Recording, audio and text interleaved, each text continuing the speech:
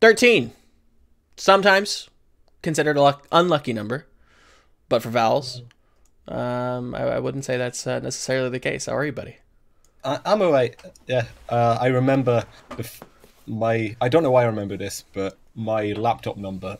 Back in class, everyone had assigned laptop numbers for the laptops you had in every classroom, and it was just luck of the draw how my name fell onto the register. Almost every class, my laptop number was 13. 13. And every single teacher made the same. Unlucky for some, not for Yeah, vowels. yeah. Well, obviously they didn't call me vowels, but you know. Sure. Yeah, no, we, in my school district, to kind of give a small little anecdote, we weren't very fancy. We had calculators sometimes, so Sometimes. I don't remember what that's actually a super interesting little piece of trivia that it's surprising that you remember, but it is kind of interesting. I don't know why I remember it. Yeah, sometimes you just kind of that incredibly useless information just sticks with you. And you just remember these dumb trivia facts. Like recently I had listened to a podcast where they were actually doing some sort of trivia, so I guess this makes a little bit more sense.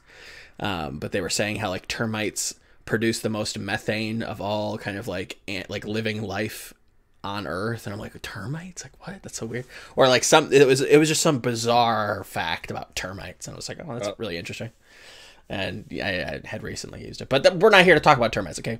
We're here to talk about Overwatch esports and what you're doing in it and why this is a thing. Why Overwatch? What got you involved with this?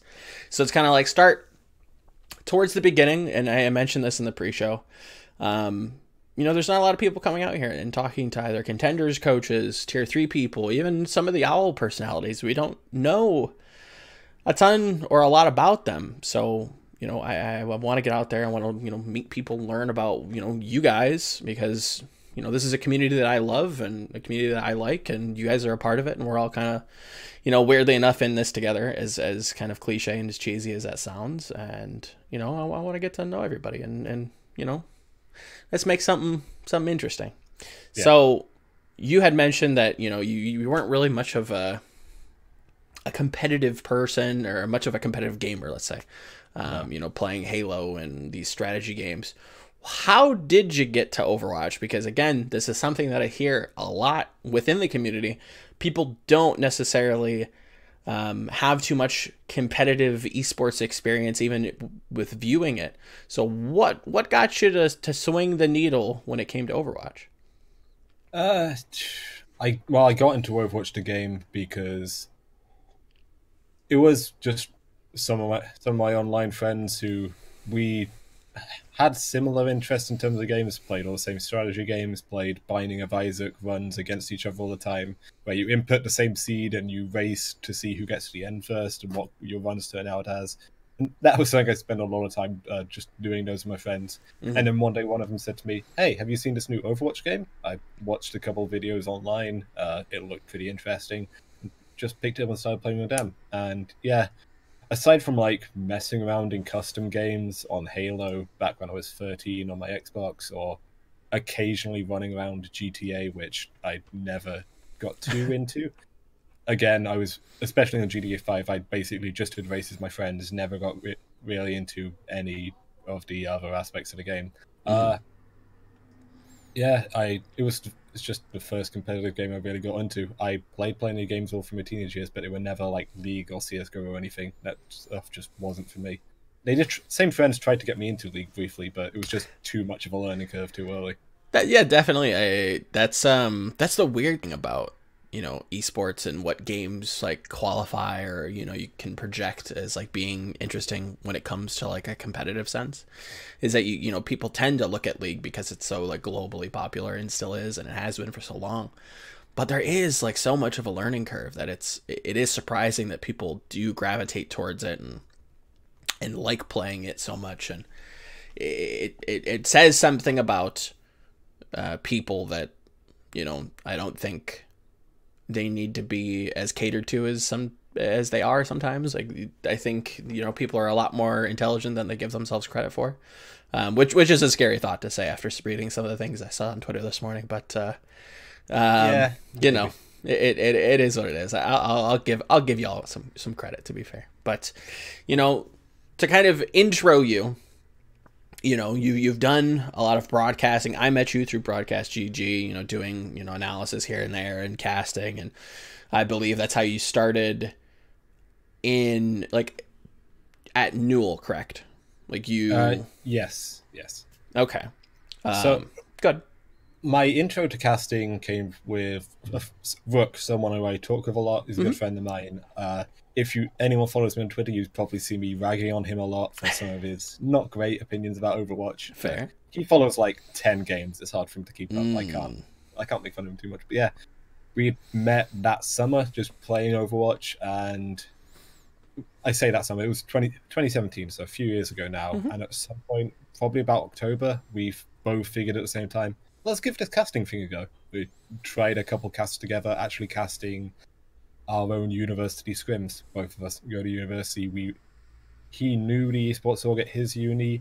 I got introduced to my esports org through it. And we just casted our uni scrims, and it was really rough, but it was interesting. We had a lot of fun doing it, and I can't remember specifically, but somewhere along the way, one of us found Broadcast GG and introduced it to the other, and that's when we got involved with the Broadcast GG community. Okay.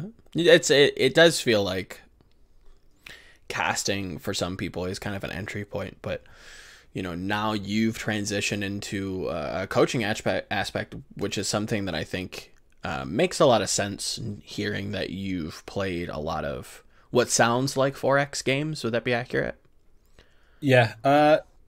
Well, it was more Grand Strategy was more my thing, I guess. Okay. Like all the Paradox games, Sure. Europa Universalis, Crusader Kings, all that kind of stuff. Because I was a huge history nut as well, and I appreciated learning that while I was playing. But yeah, I did play a lot of Civ as well, those kind of 4X games. Okay. I like solving puzzles, I guess, and I guess you That can makes view them sense. as one large abstract puzzle sometimes. I don't know. I think that's, you know, like I said, I think it plays very well, that hand, that skill set plays very well within, you know, working with a team, working with, you know, so many different personalities, what they like, what they don't like, what you think is good versus what, you know, other people think is good. You know, it is kind of an insolvable puzzle, and it makes sense that, at least to me, that you'd be interested in it. But what was the driving force of moving away from doing broadcast work and working with the contenders scene? So a lot of it came down to whenever I would review my own broadcast work, whether it was casting, whether it was analysis, whatever, the number one thing I came away from is I want to improve my game knowledge. I don't feel like I made enough good points here. I don't feel like maybe my analysis was good enough. I want to be smarter. And maybe that wasn't always the most justified response. Maybe there are definitely other things in my casting and analysis I need to work with. Sure. But it was always just a drive to learn as much as I can. And at some point, I just thought to myself that maybe the best place for me to get that experience, to learn as much as I can, would be hands-on, working with a team, seeing what that environment is like, chatting with other coaches and players in the scene, seeing scrims for myself, and figuring out from there. And it just felt natural to make the jump. Did you kind of see yourself making the jump at any point when you were doing casting, or was that like a back thought that you kind of would keep in your back pocket, like, if this doesn't work out, I'll maybe, you know, pursue this? But, you know, was it a gradual transition, or was it just, you know, like, maybe I just want to work with a team, maybe I do just want to, you know, work as an analyst and you know, work with coaching people? Like, how drastic was that change?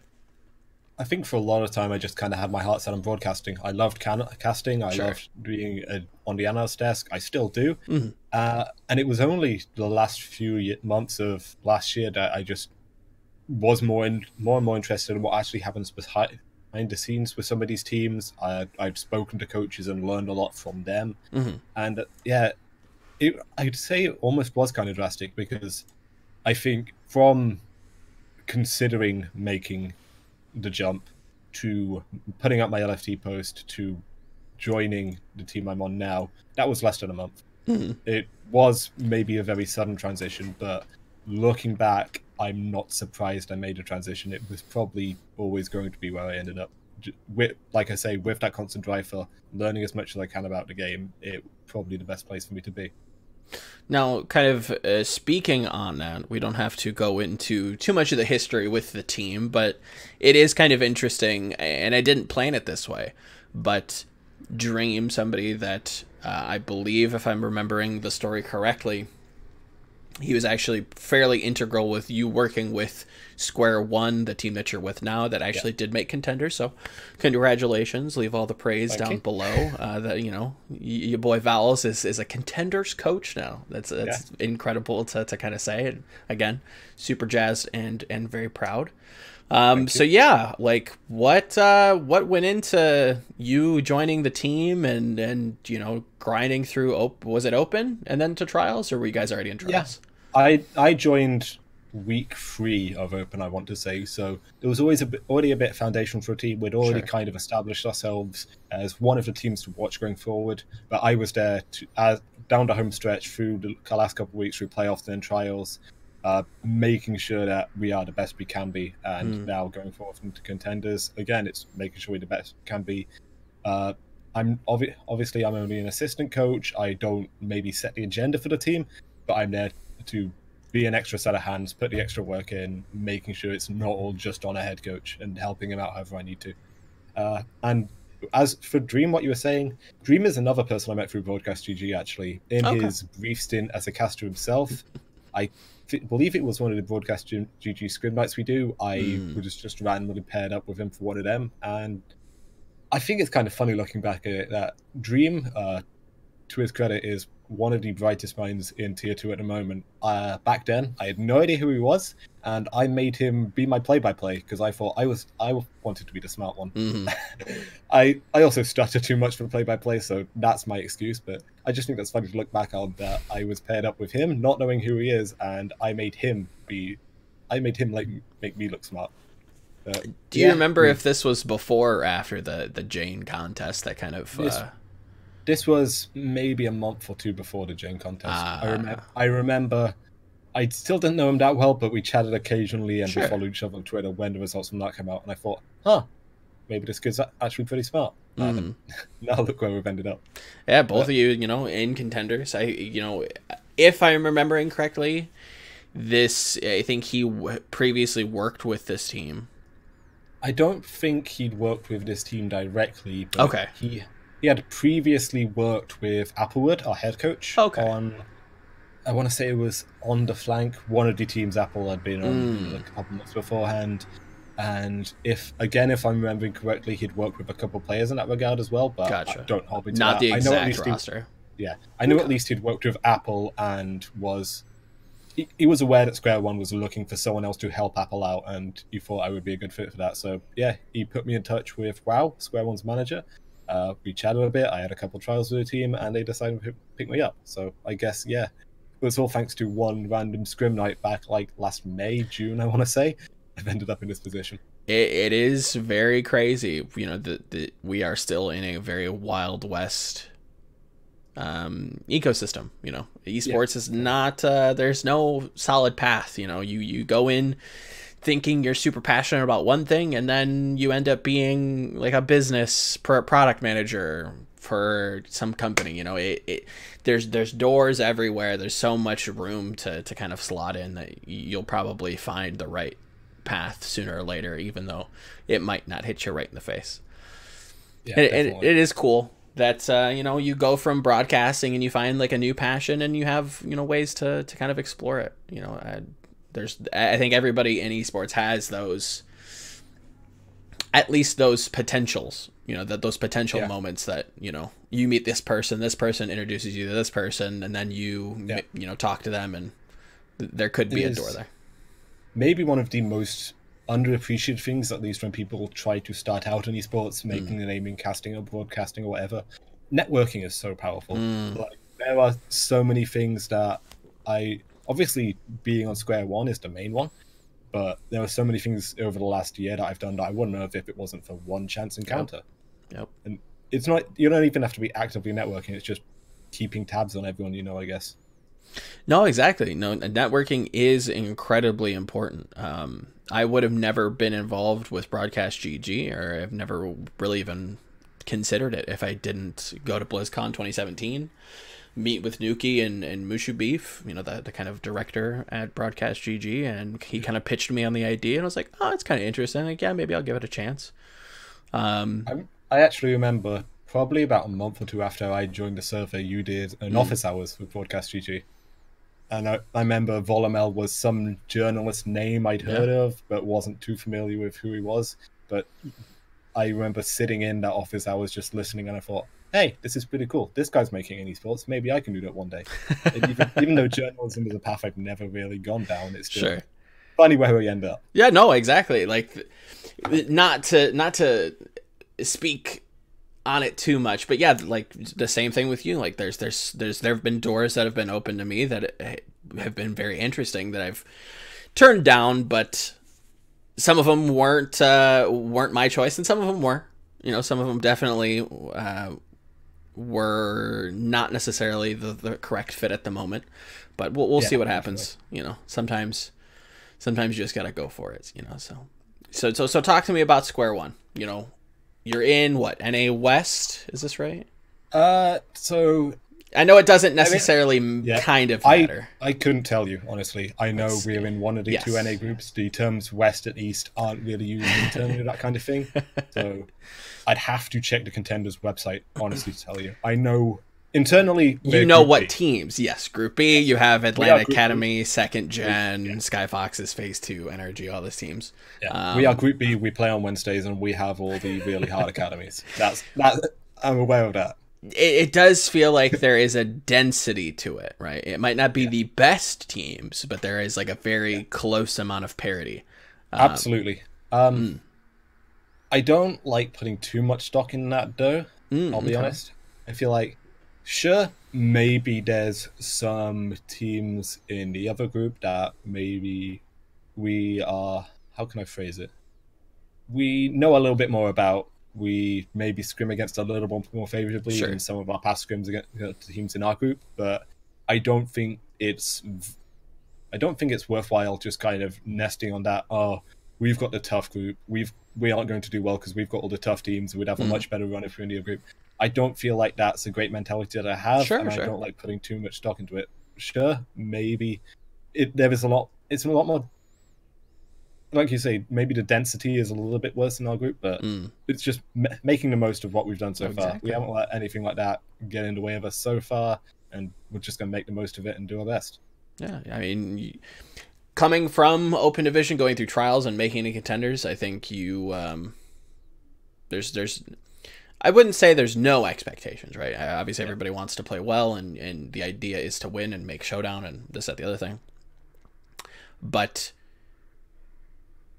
it is about just, it just is, there is no good or bad.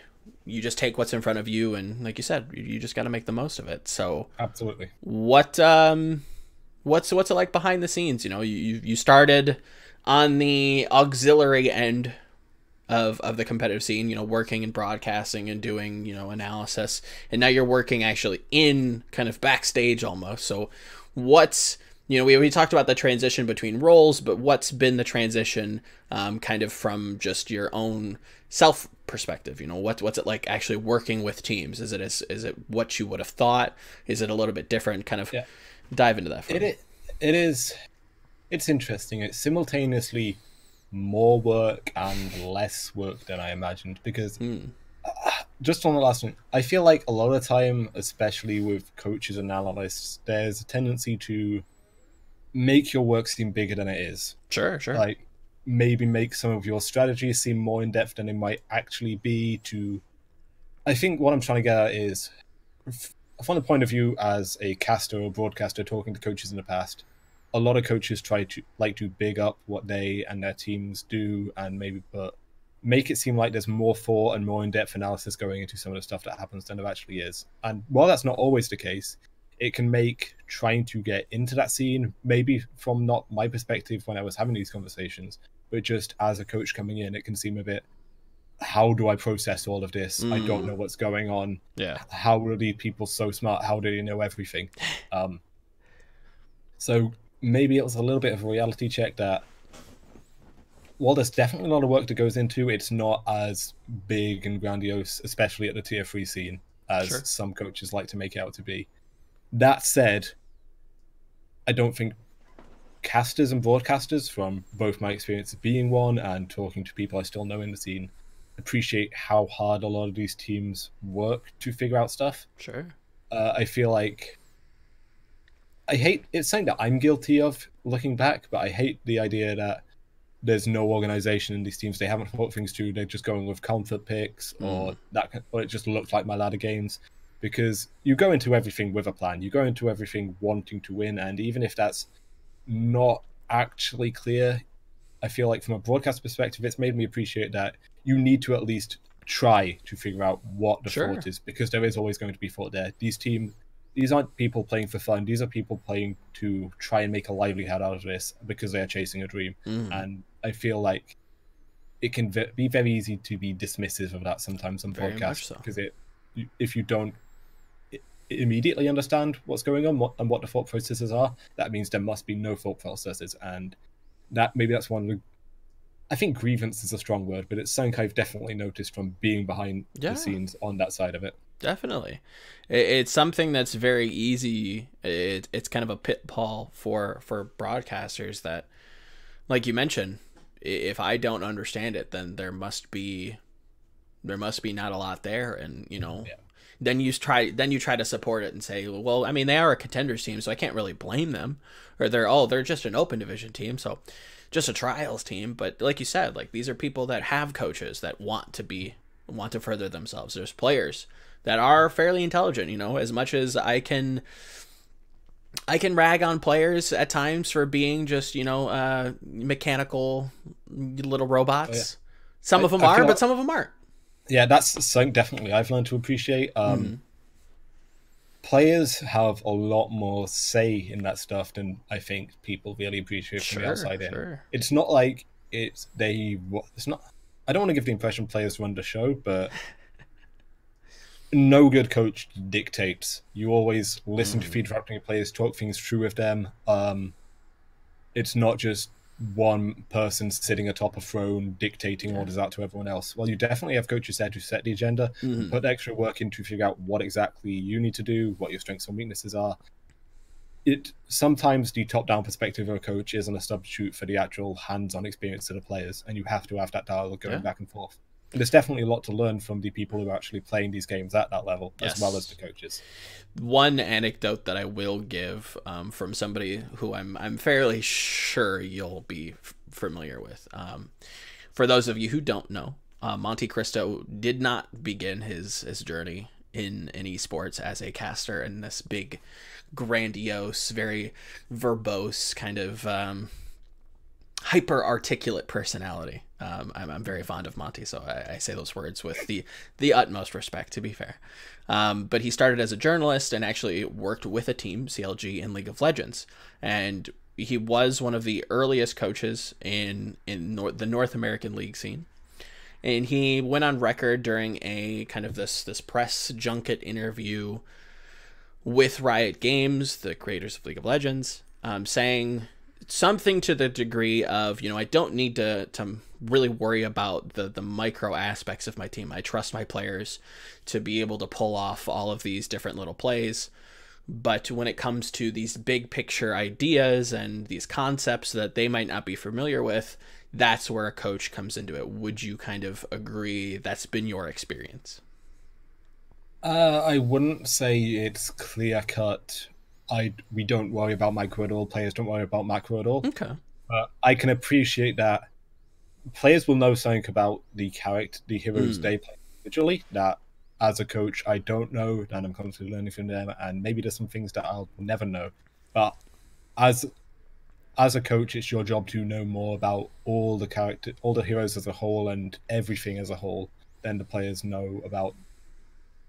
I'm trying to think of how to phrase it. You kind of become the jack of all trades, master of none. Sure. Maybe it's that same kind of sentiment. It's being able to pull it all together as the coach effectively. And maybe while micro and macro isn't the right way to distinguish it, there's definitely a lot of things we look at on the micro level as coaches as well, and players definitely have their input on the macro level. I can appreciate where Monty's coming from, yes. Yeah, okay. Now, for you and your, experience with this, how refresh my memory. How long actually have you been with Square One? Can't be too terribly long. I was officially announced back on Christmas Eve. Sure. I can't remember the specific date I was actually offered the position. It was a couple days beforehand. I'd been in trials with the team, sitting in a couple scrims, leading VOD reviews for at least 2 weeks before that. So it's kind of start of December, mid-December, so looking at about 2.5 months as of recording. When you hear about coaches, and at least in my perspective, you start to see this dichotomy or this scale of how player focused they are. So like not necessarily worried about in-game mechanics and rotations and gameplay specific things. And then you have people that are hyper about the gameplay and kind of these incredibly big-brained galaxy and like whatever meme you want to come up with, incredibly wrinkly people, their brains that just worry about the analysis and try to find the most optimal ways of doing things, but they might not necessarily be super player centric and they aren't the best in social situations, let's say. Where do you think you fall? I mean, again, I know that you haven't been necessarily doing this for all that too long, but I think this is something that is very suited for you. Have you put too much thought into that, and where do you think you fall on the scale? I feel like I'm a fairly happy medium. Okay. Particularly throughout trials, I did a lot of work. A lot of my job was looking at the strategic side of things, scouting against who we're going to be playing against, figuring out what they do, some of their tendencies, and how we can effectively plan against that. But I do definitely contribute to maybe the micro stuff as well, figuring out individual stuff for our players, what they can be working on, that kind of stuff. I feel like, especially in our system, we have Apple, who, especially more recently, is looking at a lot of that micro stuff, making sure every individual player is working as best we can. We recently picked up another European coach called Gizmo, who I'm very excited to be working with, who is very strategically minded, likes to look at those big pictures, figuring out all the macro plays, all the stats and data. And then I sit somewhere in the middle. I help both of those with their roles. I have my own stuff somewhere in the middle that I work on. And I feel like my role is probably best summed up by assistant coach. I have definitely have my own stuff that I work on. Like, again, through trials, I did a lot of our scouting. I worked a lot on our comm structure within the team. But a big part of it is assisting the other coaches. If they have something they need working on, but they don't have the time, I'll sit and grind through all the stuff to make sure what they're trying to do is up to standard effectively. I came into the team without really having that speciality because I obviously didn't have the experience. So it is a little bit of learning on the job, just going back and forth, doing whatever the team needs of me effectively. I mean, that's even when you, it sounds incredibly gatekeepy for me to say this, but when you get into esports, it is kind of just like building the ship as it's flying, building the boat as it's sailing, or the plane as it's flying. It is kind of fly by night in some senses, where one day, here's the plan, this is what we're going to do, in 5 hours, it could be completely different, and we have no idea what that plan is. So it definitely is par for the course that I hear, you come in and you just jump into it. If you need me to work with a player and talk to them and kind of be personal therapist, I can do that. If you need me to review this team and figure out why they're running Ashe on whatever map, I can do that too. Like, just completely flexible. You are just putty in your head coach's hands. So I definitely can kind of sympathize with that idea. Well, it's not just putty in the head coach's hands. There's a lot of stuff the players will ask me to look at as well that I'll go away and do, but it is... While I definitely have things that I like to take the lead on and look at, again, comm structure is a big one, our scouting was a big one. A lot of work I do is just whatever needs doing, I will sit and do. And I think that's an incredible attitude to have, especially because this industry and because this environment is so sought out after, you kind of have to be willing to just go out there and just do whatever. And that, again, that means that sometimes you will veer off that path. Like, you might want to get into broadcasting, and you might, because you're just doing so much other stuff, so much auxiliary things, you know, studying game knowledge and this, that, the other thing, you might fall in love with that. I mean, I'm not saying this is your story, but would you say that that kind of makes a little bit of sense? Yeah, it kind of goes back to what we were saying about how so much of your time in esports can be... So much in esports is opportunities that come up from just maybe one chance encounter. Sure. And the same thing can apply to this. You'll be happily working away at one thing, and you'll get a brief glimpse into something kind of related, but also completely different, and you'll love that even more. Like, again, making that transition you were saying with Monte Cristo, from being a journalist to working with a team to now being on broadcast, me going from broadcasting, which I still do cast and do analyst desk stuff, but making that transition to coaching it's definitely been a good experience. I'm really enjoying working with the team. Let's face it, you know, there's not going to be a whole lot of time to broadcast when you're in the Overwatch League working with the Detroit dumpster fires. You know, it's going to be Chicago dumpster fires. Okay, fair. If you want to work for Chicago, because I know you're a Bears fan. Speaking of, to kind of backtrack a little bit, because we didn't do a whole lot of housekeeping. How did you get into American football? So it comes from me being Welsh. Okay. Maybe it's not something that Americans are so familiar with, but I am Welsh, and that means rugby runs in my blood. Okay. Where there's the American stereotype of going out to the park with your dad with gloves and a baseball and playing catch that way, for me, catch with my dad was passing a rugby ball around. Sure. I started playing rugby for my school team probably at about age 11.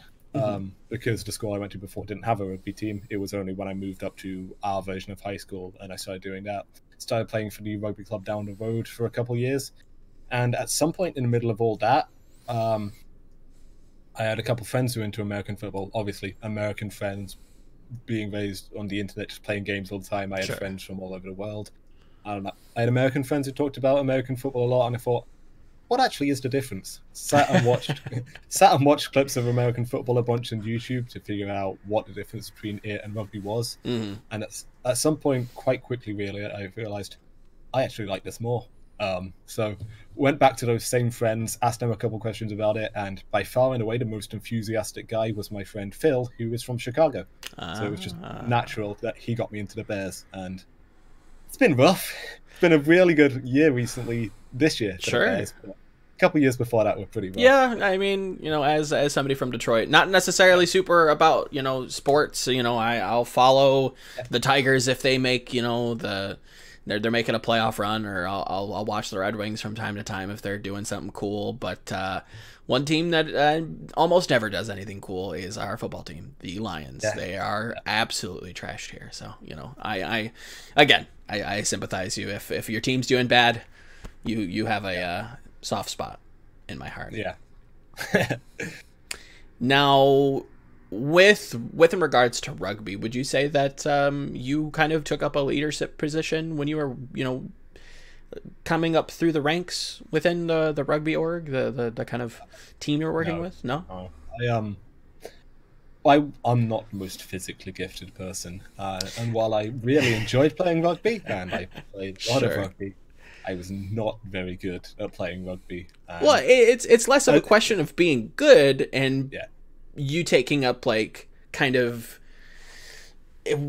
what I guess what I'm getting at is, like, was there hints during and outside of gaming that kind of you can see now looking back? Like, were you kind of working with players on your team, even though you weren't the most physically gifted?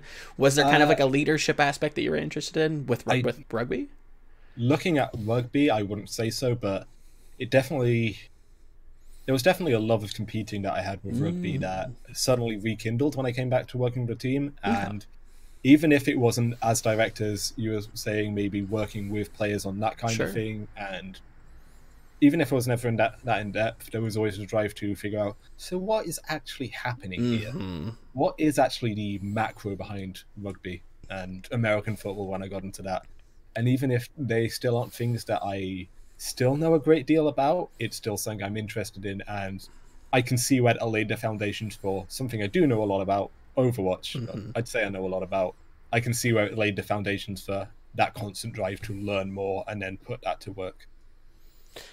That's something that I find, as another narrative topic, as a theme that kind of permeates between players and casters and coaches and engineers that work in this space, because it is kind of centralized around one kind of gaming idea, especially if you're doing one title, if it be Overwatch, Dota, CSGO, whatever.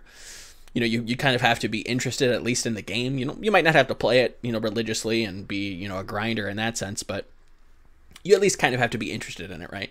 And a lot of what you become interested in, at least it feels like what a lot of the stuff that people that I interview become interested in, they have kind of past tendencies that they kind of fall back on, but it's within this game, and they really enjoy that. I talked to iShiny, I want to say a year ago at this point, in a written interview, and he talks about how he set up this whole big structure at his camp, on his college campus, and built from scratch this TESPA org that did really well, and he's just super leadership focused, and now he puts that within his team. I think he played for Vision at the time, and if I remember correctly, he was their caller and has a very structured idea of what he wants to do, and you can see that in his history. So it was kind of interesting just to see if there was an instance that you could think of that, whether it be 4X games or rugby or, strategy, do you think that kind of molded your idea, or do you just not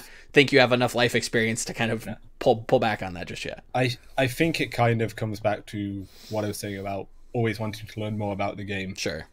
I like learning. I'm a big history nut. I used to read a lot about linguistics, actually, just because somebody did mention that to me. We'll get it. I'll write that down. Continue. I'll put a pin in that.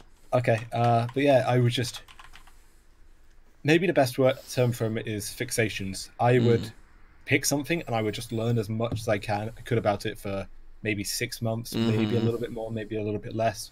And the two things that have bucked that trend are maths, which I currently study at uni and was always just kind of naturally there for me, and Overwatch.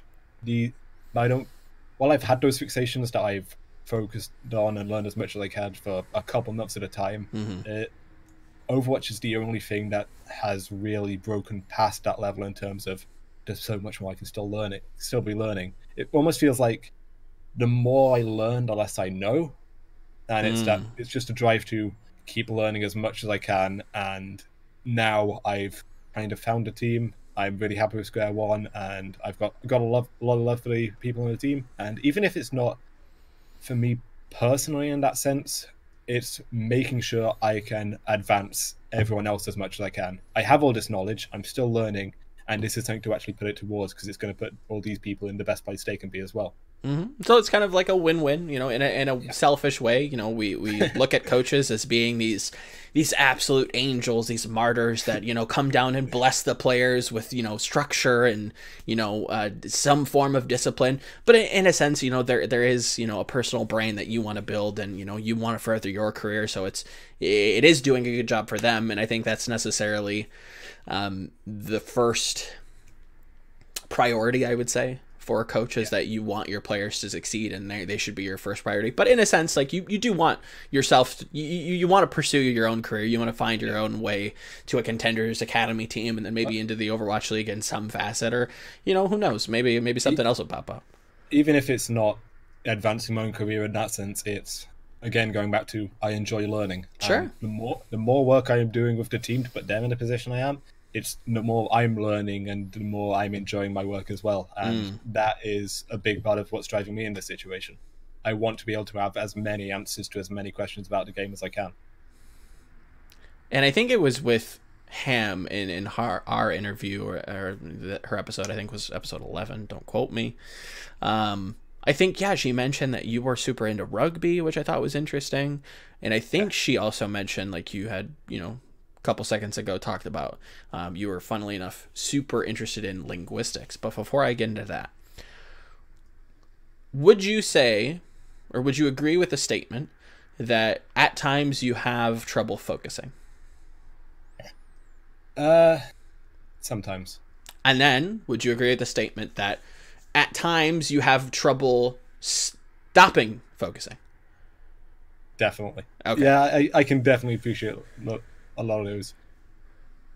It does kind of work both ways, in that it just, the mentality changes depending on what the topic at hand is. Like I said, I'll have had these fixations for a couple of months, but there's nothing that's come quite to the level that my degree or Overwatch itself has.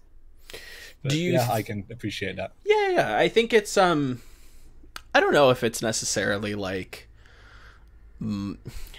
I find that a lot of people, I don't know if you want to call them millennials, I think that's a loaded term these days, but a lot of people our age, well, actually, I don't, how old are you? You're like 22, 23?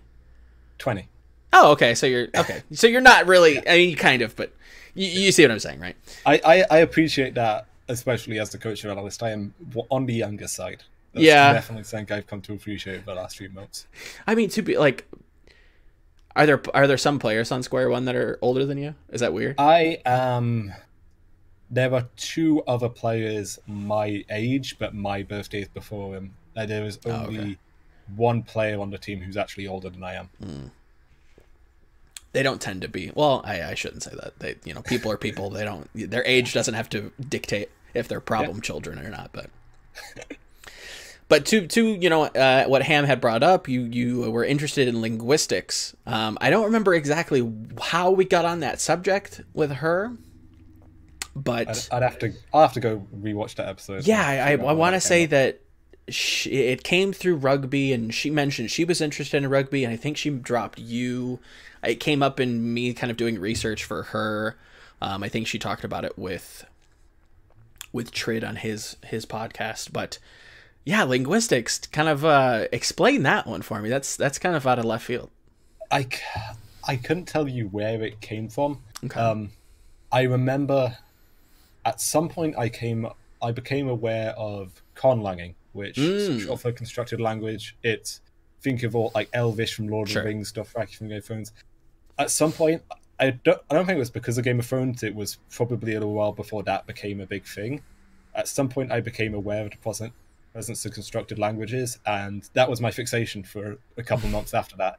I just enjoyed sitting in my room coming up with all these rules for all these languages, and that led into, even when I'm not the most creative person in the world, and even when those juices started to run out and I didn't have the desire to actually come up with those languages anymore, the actual underlying linguistic rules really interested me. And I think, honestly, if maths hadn't always been the natural path for me academically, I would probably be finishing up my linguistics degree right now. It was just that interesting for me at the time. And it was, now correct me if I'm wrong, but it's not necessarily about learning other languages, because I think that's another term that I'm polyglot, I think it's called, like learning, somebody who just is like super into like learning other languages, but linguistics is learning how they work, correct? Yes, it's I used to know a really good comparison for this, a really good anecdote. And it's escaping me. But yeah, definitely. It's like asking someone who, I don't know. I'm struggling to put it together. Yeah, that's fair. I only speak English. I speak a very little bit of Welsh that my dad taught me, and that's it. I know people who study linguistics who do speak a couple extra languages, but it is about not learning languages themselves, but where they came from, what the underlying rules are, how grammar structure works, how our voices work, how we make all these sounds, and what the rules dictating those sounds are, how languages have evolved over time. Again, going back to enjoying history, that's something else I really think it's a lot of that underlying rules as to why it works, rather than actually learning the languages themselves. Again, goes back to, you know, the whole kind of theme that this interview is I wouldn't say boiled down into, but it's, you know, I like to see exactly what people did in their past, and, you know, why they've ended up where they are, and from the few things that you've mentioned, it definitely makes a lot of sense. And learning the underlying issues and fixing those problems like a little puzzle, it makes sense that you're working with a team now. Definitely, and it's actually kind of funny that the community I was a part of with conlanging, and who I learned a lot of linguistics from, they were the same people who introduced me to Overwatch. So there you I go. wouldn't See, be here if not for that. What would you Funny how it say? all comes together. A small world, right? Yeah. What would you say was the most interesting conlang, if I'm using the term correctly? What was the one that just sticks out top of the head? One that I made, none of the ones I made were that interesting. A lot of them were. What would you like that you studied? Let's say, like, was okay. there an interesting one that you found? So my friend Lucille made one called, I want to say it was Van, something like that, and that one was very much about breaking a language down to its most logical components and turning that into a language. It's almost like thinking of how you can make a computer language an actual language. Okay. There was a lot of, speaking as someone who doesn't know any programming languages, but a lot of what you think about how programming languages work, it's very logical, step by step. It's using the same blocks in different ways. A friend of mine made a language quite fleshed out, actually, based on those kind of blocks, and that was always interesting to look into. I don't understand how you are able to do this, but it's really interesting that you have.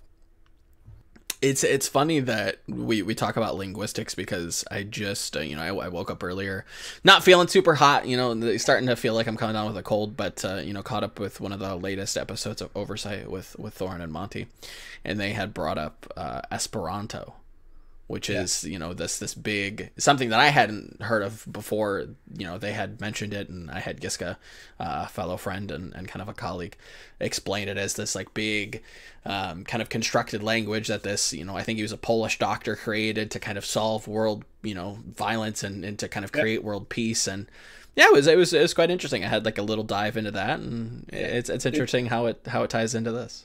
It does have a little bit of a reputation as maybe like baby's first conlang. Okay. It's I can appreciate. It was definitely very interesting to learn about, and it's definitely maybe one of the most successful ideas of constructed language, coming up with a constructed language. But it is in the grand scheme of how linguistics actually works, it is a fairly basic thing to put together. Okay. And it also came under a lot of criticism that even though the idea behind it was to kind of create a universal language, sure, it's very Eurocentric as a language. So maybe it could be a good pan-European language, but it doesn't have that same level of connection to someone who speaks Arabic or speaks Mandarin, for example. Sure. That definitely makes sense. Yeah, when I had started looking into it for the couple minutes, that I was like, what is this? Like, what are they talking about? And yeah, it was like this mix of a lot of European languages and I think one of the Google searches that kind of autocorrects to is like, what language is most closely related to Esperanto? And I think like Italian and like Polish were like the top two. So definitely understand what you're saying there. But yeah, that's super interesting. Linguistics, huh? Yeah, that's weird, but cool. It's not a bad thing. It's just finding people that have hobbies that are just completely out of the ordinary. Like it's interesting to kind of explore that with them and why they like it and how it's affected them, in their current lives. And like I mentioned, again, it boils down to, like you were saying, figuring out the underlying themes, what makes everything work, and then that building up into puzzles you can solve and trying to learn as much as you can. Now I can see in those terms, I can see how something like that maybe it is the foundation for where I've ended up now working in coaching, because maybe it is similar principles once you put it that way. To kind of piggyback off of that idea, do you think that something else might come along that you'll be kind of interested in and kind of fixate on? Do you think that coaching right now is your new fixation, I guess would be the question? I don't know. I feel like coaching, the move into coaching at least, came a lot more naturally than a lot of these sudden changes I've done before. Okay. And like I said, Overwatch in general and esports in general is the most major fixation I've had, if we're going to use that term, other than maths, which has been a constant throughout my entire life. My parents realized quite early on that I had much more of a mathematical ability than really anyone else in my family. So that was kind of, I feel like railroaded has two kind of negative implications, sure, but it was always the natural path I was going to go down, ending up on studying a maths degree at uni now. And the only thing that's ever come close to having that kind of level as just being a constant theme has been the work I've been doing in the last year and a half in Overwatch and in esports in general. And that's what is interesting to me, because it doesn't seem, and again, this is just my kind of analysis of just kind of diving into your past and some of your skill sets. It is interesting to see, or it would be interesting to see exactly what you're doing in like 5 years. Is it coaching, or is it something else that you've kind of found a little bit more interesting? Something still in esports, hopefully. Sure. Again, coaching is my current priority, and my aim right now is to kind of tying a lot together. My aim right now is to put Square One in the best position we can be over the next season, at least. After the season, maybe we'll evaluate options. It depends what happens with the team, how well we do, what happens to everyone else, players and staff on the team. We can't know what the future holds. Maybe that's a situation to reassess, but for now, at least, I am committed to coaching with this team, because I'm trying to think how to put it. It's not in the sense like I owe it to them. I definitely enjoy doing this, and I'm happy to be here. But there's a loyalty to it. They gave me. This is my job now. Yeah. They kind of took a chance on me, and I want to give them as much as I can, and push them forward as far as at least I can take them. If they, I definitely understand where you're coming from, and in that aspect. Let's talk about Group B, or NA West. We have Atlanta Academy, XL2.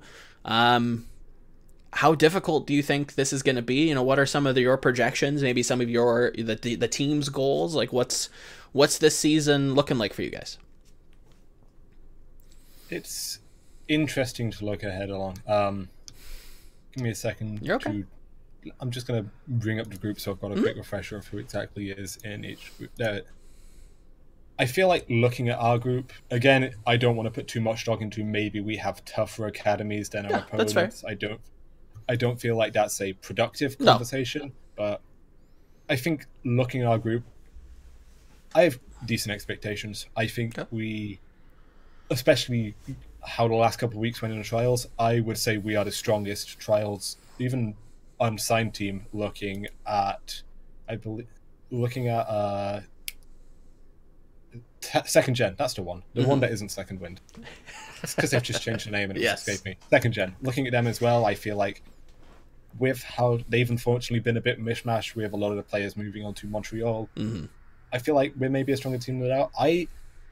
My personal aim is for us to be the best non-academy team. Maybe not like next second wind, last night's leftovers. Maybe we won't reach those heights, but we want to be the best non-academy team, and we want to take it to the academy teams as well. I feel like that is a healthy goal for us moving into the season. It's not, and that's not just looking at Group B itself, but in the general context of contenders.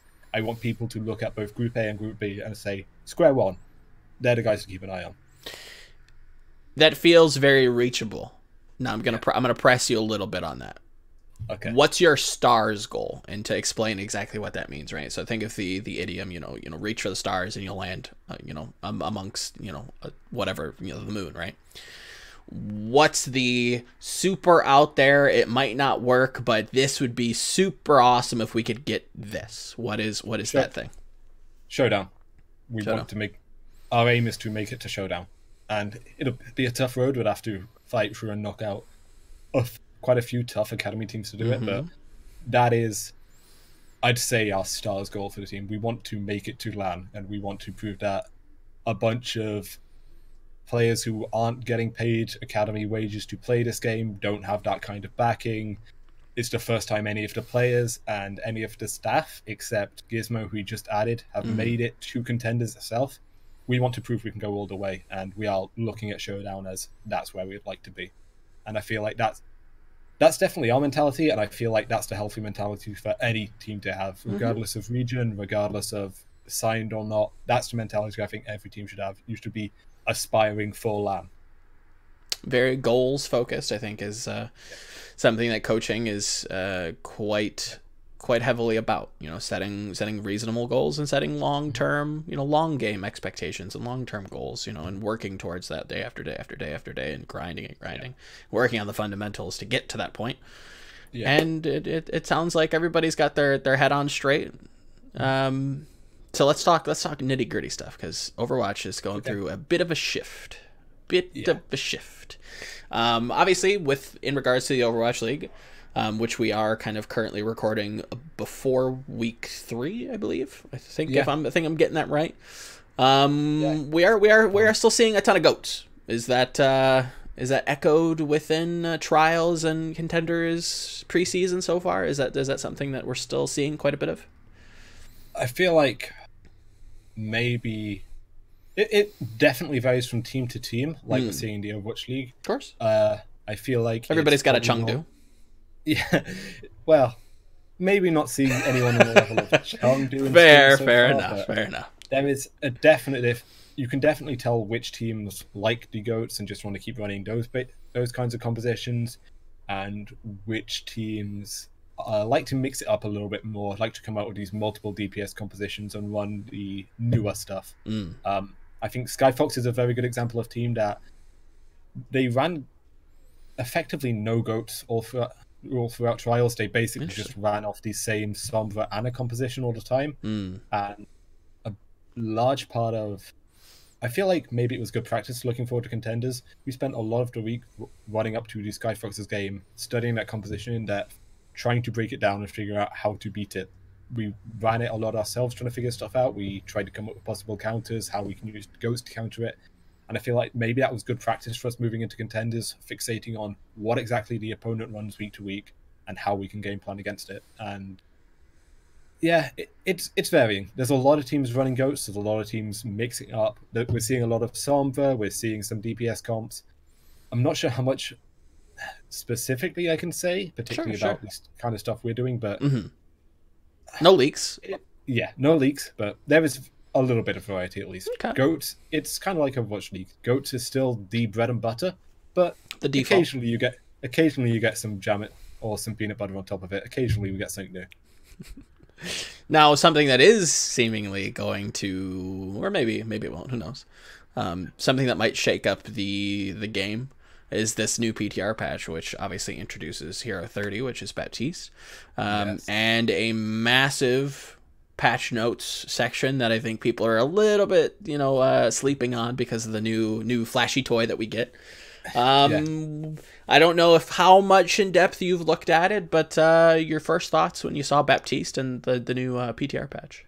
I think Baptiste looks like a lot of fun. He's definitely one of those heroes that on my rare venturing into comp mode, I'll try and pick him up, try and do as best I can with him. Sure. My hands don't work too good. I'm not good at the whole aiming thing, but I'll play around with him, see how fun he is. I know a couple of our players are fairly excited for him as well. I'm a little bit cautious about some parts of his kit. I don't know how I feel about the giant impervious damage totem. Yeah, definitely. I don't know how I feel about immortality. I feel like it's going to make... I don't think people appreciate how strong it might make bunker comps on a lot of these defenses, especially when you combine it with his amplification matrix as well. It's definitely going to be a huge counter to Grav Bomb combo, which is one of the most important aspects of goats at the moment. Because obviously you can pull off this huge combo, everyone's still going to be alive with like 40 HP or more if you're a tank or whatever. Yeah. I don't know how much theory casting is actually valuable at this point, because every time we see a huge it can be completely... Yeah, every time we see a huge wave of patch notes on PTR, or every time a new hero is introduced in this regard, people theorycraft for a while, and then a lot of people end up being completely wrong. Like, I remember when Brig came out, and we saw how her kit could counter Tracer, and there was still the sentiments of, no, you can still run dive, you just need to be careful to play about the play around the Brigitte. Look how that turned out. So, well, we were wrong, and then we were right. It was a weird, shift. Yeah, I've got some ideas about how Baptiste is going to work, and I'm intrigued to play around with him. But again, it's not going to be in contenders coming up. Sure. We're unsure about if he'll be in playoffs, but at the very least in regular season, it's not something we need to worry about. So as much as it's nice to fearcraft about these changes and how Baptiste is going to shake things up, it's not something we've put too much stock into, because we're just focused on what's ahead of us. Of course. If we're not if you're not threatened by it just yet, There's no reason to pursue it. Maybe on a day off or something, you know. Maybe Yeah. we'll kick up some PTR scrims, but I I know, can definitely understand that. I know a couple of our players Sure. have been playing around with Baptiste, and I do need to have a chat with them about maybe some of their thoughts, but I personally haven't been able to play around too much with the PTR yet. Interesting, interesting, interesting. Yeah, it'll be weird because I think they're if I had to guess, if I had to make a prediction, I feel like they're going to push that out towards stage 2 of Overwatch League. So they're going to have stage 1, you know, go through that. It's goats. That's the meta now, and they're going to try and drastically shift things for stage 2 because obviously there's a very polarizing discussion about goats at the moment, and Yeah, absolutely. Especially we're looking at how they handled patches last year and some of the comments Yep. Nate made preseason about how they want to change up things this year. I definitely anticipate stage 2 is going to be on this patch with Baptiste, with maybe not all of the changes depending on what makes it to live, but a lot, any of the changes that make it through to live, we're going to be seeing in stage 2. As for contenders, again, there's a fair chance we'll see it in playoffs, and if when we have confirmation on that, then it's something we'll start considering as we get closer to the time. But for now, it's not something we've put too much stock into. Interesting, interesting. To kind of round out the episode, I think it's only just that we talk about two things, or one thing that the both of us quite enjoy, which is Chinese Overwatch, right? Chinese Overwatch. This is something that, at least hopefully, if we've done our job, you'd expect us to be talking at some point. Yeah. What do you think of Chengdu so far? What's our take here? So the amount of times that my main tank in particular, Jolf, has asked me, so can we run Hunters comps? Can I play ball? Can we run Hunters comps? I'm not going to talk too much about what my reply to him is. Again, going back to leaking strats, something I'd need to look at more in depth before I made that decision at least, and I don't... All credit to Jolf, I don't think he's quite among level on the Wrecking Ball, but fair enough. We'll have to see. Let's face it, come on, it's Chengdu. They probably have some other aces up their sleeves. It's Coach Rick. Come on. I am actually very excited for when Ren returns to the fold and gets that visa issue sorted out and ends up in Burbank, because it'll mean less among and less of that Wrecking Ball, but all this stuff we're seeing Hunters doing when they only have the Wrecking Ball really to play around, what are we going to be seeing from them when they have an actually flexible main tank, when they're going to run these weird comps with an actual Reinhardt and Winston in that place? And that excites me. I'm looking forward to that coming up. Let's for a moment, right? Let's theorycraft. What do you think they could pull out? Like, do you think that we could see like some sort of weird pocket Genji with Jinmu? Is there like a weird bunker comp that they could run? Like, what do you think their skill set lends it towards? Because I think, like you mentioned, Jichiren, Jinmu, Amen, they're very aggressive. This team wants to play in your face. So what do you think in the current landscape do you see might working for them? I definitely feel like they're getting... It's great you mentioned Jinmu. I saw the video Sideshow put out earlier today where he was talking about some of the plays Jinmu goes for. I'm glad everyone is finally appreciating... Welcome to the club. Welcome to the club. Welcome to what we've been looking at for the last couple of months. And even if not everyone is quite on Jinmu's level, Jinmu is just so fun to watch. There's a lot of maybe slightly more tame, but it's that similar, very aggressive playstyle we see a lot in China. I think Jinmu is definitely someone I'm excited to see what happens with him throughout the season. Even if Genji's definitely the strongest hero, probably not in the strongest place, and I'm at the very least pleased with how much value they've got out of the Genji so far with a lot of the competitions they're running.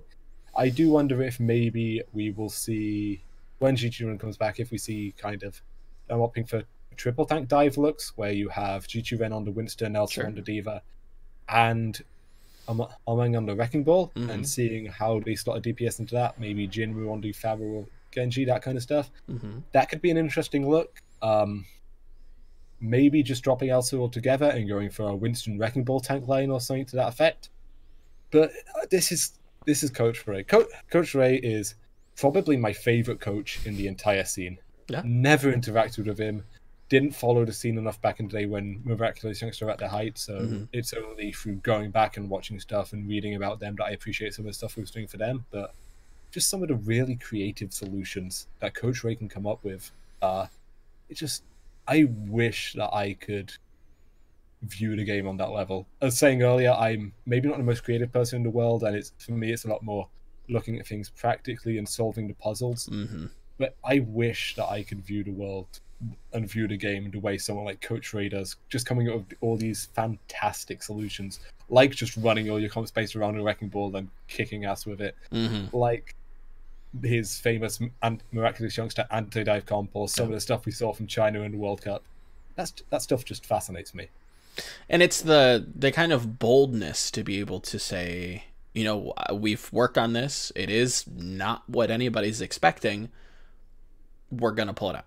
Can we still play the default? Of course, yeah, we can play goats, this, that, the other thing. And again, I do think Chengdu can play Reinhardt goats. Yeah. Is it as good? Probably not. But when you have somebody that's like nearly savant level at a hero that nobody is even close to matching him on, why would you bother? I definitely enjoy all the takes about, is a Mong for Wrecking Ball what Mira was for Winston? And I don't feel like maybe we'll see Wrecking Ball ever reaching that level of relevancy where we can make that comparison genuinely, but it's a fun thought experiment for some of the stuff that Mong is doing.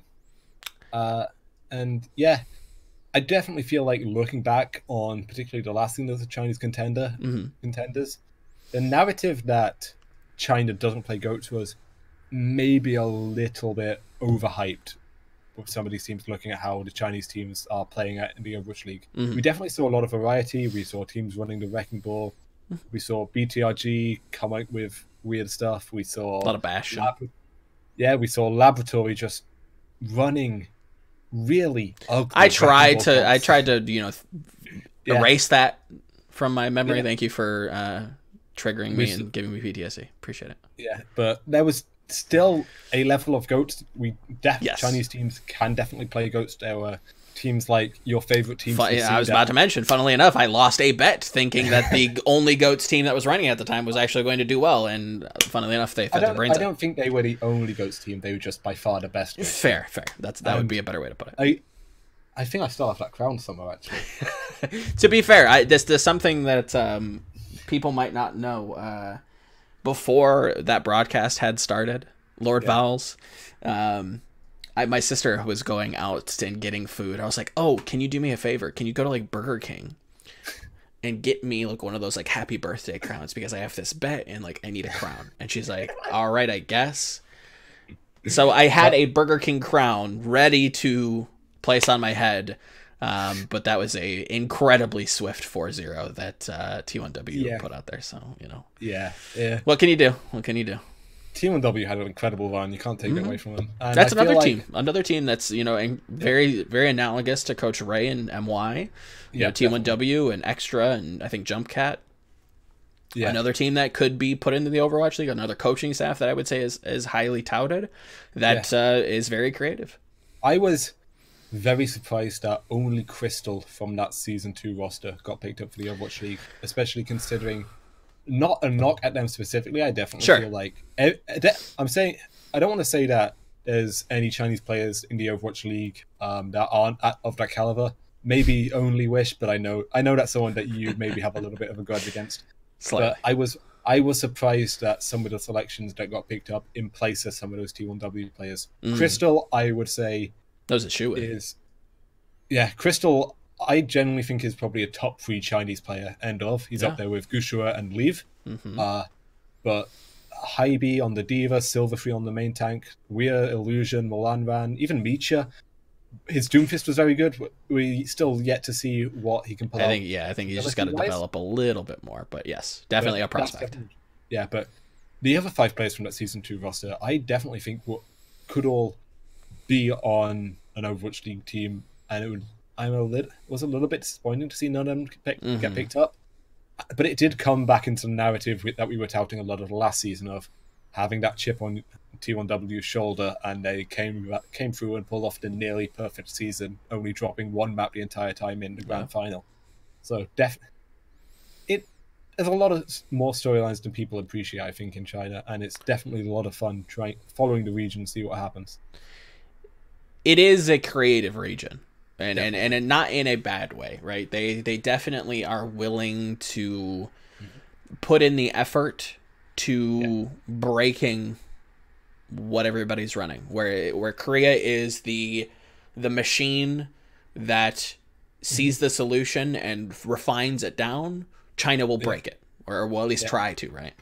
Yeah, I feel like something I heard a long time ago at this point, Sure. Kind of comparing the mentalities we see between Korea and the West is whenever you come across a meta, Koreans have the mentality of how can we get as good at the meta as we can, whereas the West has the mentality of, so what beats the meta? Yes. Hence why, like, in the peak of tank meta, we saw EU playing goats all the time, playing tanks all the time. Well, before goats was a thing, but playing quad tank. Now with goats, we're seeing a lot of Western teams trying to experiment with triple DPS and quad DPS as a possible counter.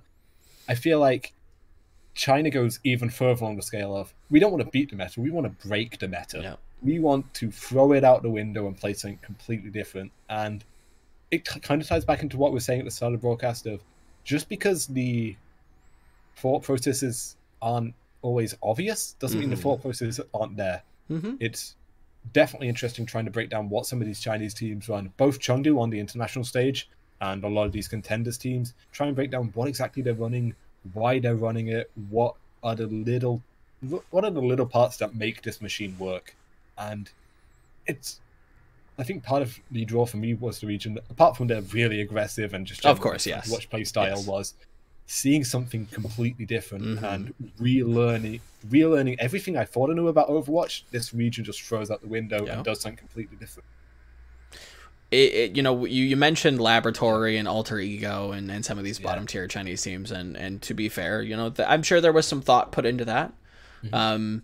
But at times it did feel like it was just, you know, like I didn't even think of, you know, the Pharah here. I didn't, like, there were the little holes that the coaching staff or whoever developed the macro strategy, there was a look that they didn't have accounted for, and that's why it does look like, well, that seems so silly. Why would you even bother with that? Like, it looks so bad. But if we actually saw it succeed, it's a eureka moment. It's like this huge big brain play.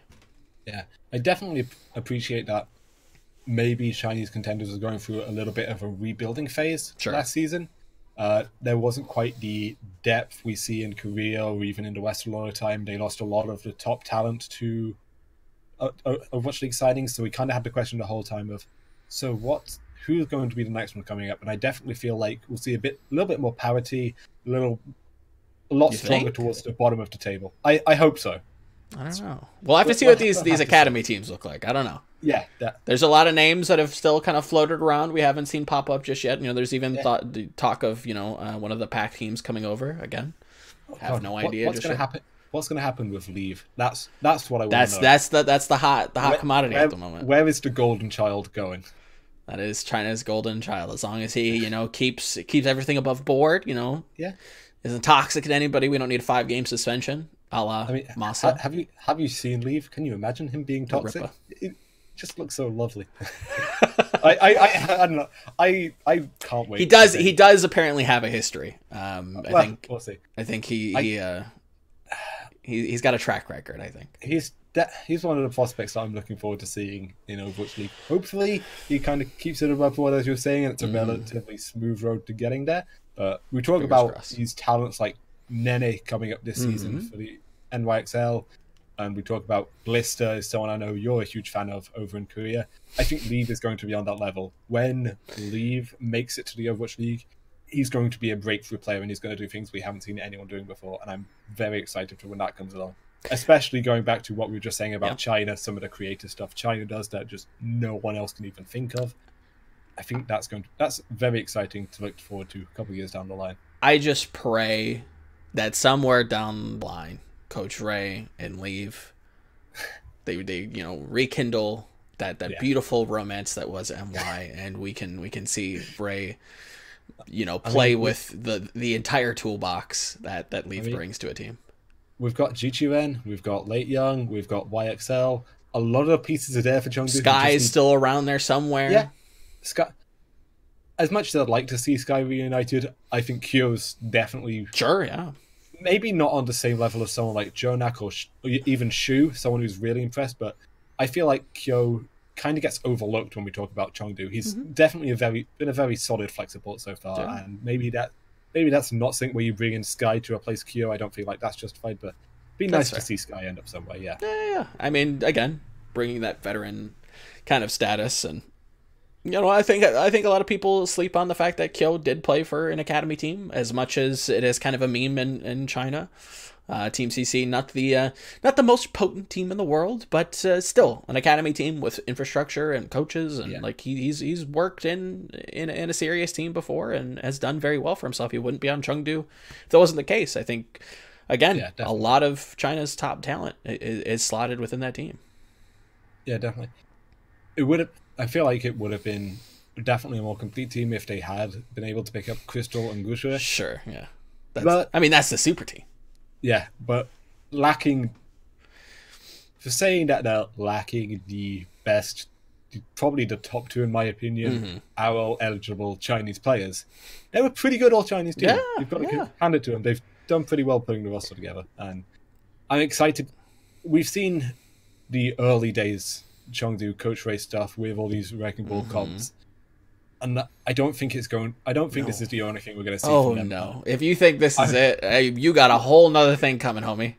You need to study up.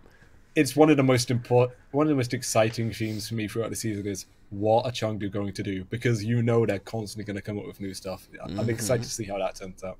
And again, this is something that I've harped on and talked about for a long time, even going back into like 2017 before the Overwatch League started. This is where you're going to see things break down and styles formed.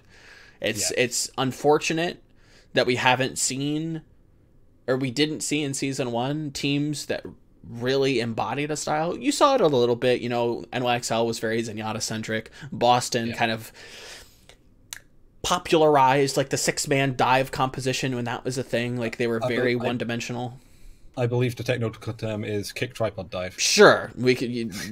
Thank you, for correcting me on the highest academical term. So thank you. Like even at the start of the season where we saw Houston really popularizing. Sure, exactly. Instant Junkrat combo. Maybe it's definitely going to be something that's more prevalent over the course of this season. Looking at Chengdu as the early standouts, but looking as these teams develop, seeing their own style coming through, definitely something I'm excited to see as the season develops. Because, like you say, we saw a couple tastes of it last season, but nothing to the level of what we're seeing now. Dallas is playing Symmetra Bastion on Anubis A, trying to do these weird kite comps, and that's really cool and interesting, and something that I'm kind of interested in breaking down. And you're seeing Chengdu come out with like this very, aggressive but different look of a composition that we're kind of familiar with, but it still kind of works for them. Like it is interesting why it is so either difficult to beat or prepare for, or is it actually good? Who knows? We'll see. We'll have to see. But I think we're coming to the end of our wick, as everybody in Broadcast GG likes to say. The wick is burning. The overtime wick is burning. Yeah, the overtime wick is burning. But I do want to give the last couple minutes to you, and any shout outs or any things you'd like to say. The last little bits of my tiny soapbox is yours.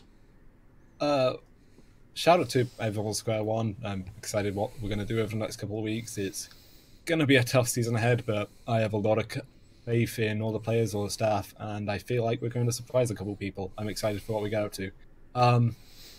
Actually, shout out to my housemate Sam, who, as we speak, is probably about 3 meters away, the other side of that wall, and has never once complained about me casting at like 3 a.m. in the morning, yelling at my PC, even though I know it keeps him up. And instead is actually very supportive, constantly asking me how stuff with Square One's going, how my casting is going. And he's even starting to get into the Pro League himself. He's become a Spark fan. He's decided, I think it's just because of the color scheme. Sure. Yeah. Hey, you know what? We take those. We take the W's.